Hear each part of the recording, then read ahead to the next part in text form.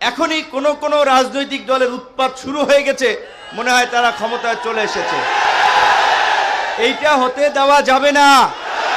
আমি যে কয় জেলায় গিয়েছি, উপজেলায় গিয়েছি, পরিষ্কারভাবে ডিসি, এসপি, ওসি, ইউনোকে বলেছি, বিএনপি, জামাত, ইসলামী আন্দোলন, খেলাফত মজলিস, গণ অধিকার পরিষদ, যেই জেলা উপজেলায় যেই দল সক্রিয় আছে, জেলা উপজেলার সরকারি প্রত্যেকটি কাজে সকল দলের প্রতিনিধিদেরকে নিয়ে আলোচনা করে মতবিনিময় করে কাজ করবেন।